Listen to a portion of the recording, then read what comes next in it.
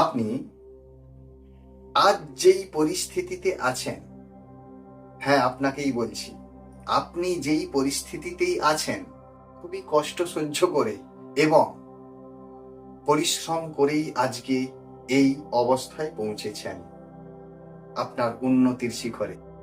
সমাজে আপনার সম্মান আছে, অর্থ আছে এবং প্রতিপত্তিও আছে। কিন্তু আপনি জানেন এই সম্মান, প্রতিপত্তি এবং সম্পদ আপনার কোন কোন খাতে ব্যবহার হচ্ছে? বা আপনাকে যদি প্রশ্ন করা হয় আপনার মূল সম্পদ কে, আপনার উত্তর আসবে, হ্যাঁ চিন্তা করুন, আপনার উত্তর আসবে আমার ছেলে বা মেয়ে আমার সম্পদ, তাই তো?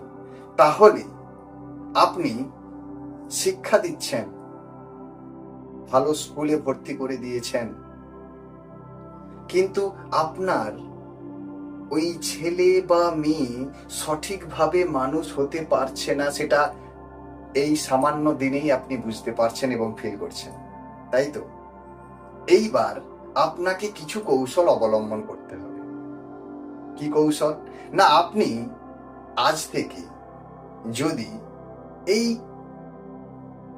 সহজ কাজটি করতে পারেন, আপনার আপনার পরিবারে যেই কজন সদস্য আছেন সেই সদস্যদেরকে নিয়ে প্রতিদিন সকালে মাত্র 10 মিনিট করে মেরুদণ্ড সোজা করে বসতে পারবেন। 1 সপ্তাহ করুন, মাত্র 1 সপ্তাহ করুন।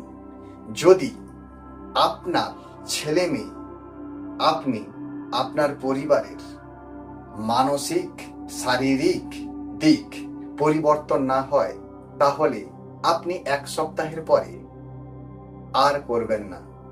তাহলে এই পরীক্ষাটি করতে আপনার কি সমস্যা? আপনি মেডিটেশন করুন, ধ্যান করুন, এটি আপনাকে আজকে বলছি না। আপনি মেরুদণ্ড সোজা রেখে 10 মিনিট বসুন আপনার পরিবারের সঙ্গে। পোশাক হবে ঢিলে ঢালা আর শ্বাস প্রশ্বাস হবে স্বাভাবিক। মস্তিষ্ক আর মেরুদণ্ড হবে স্ট্রেট, পূর্ব দিক বা উত্তর দিক মুখ করে বসুন। আর আপনার ব্রিদিং সিস্টেম স্লো হবে। দেখুন কি পরিবর্তন হচ্ছে। যদি পরিবর্তন হয়, আমাদের ইউনিভার্সাল সাকসেস পয়েন্ট এই নামটি মনে রাখবেন।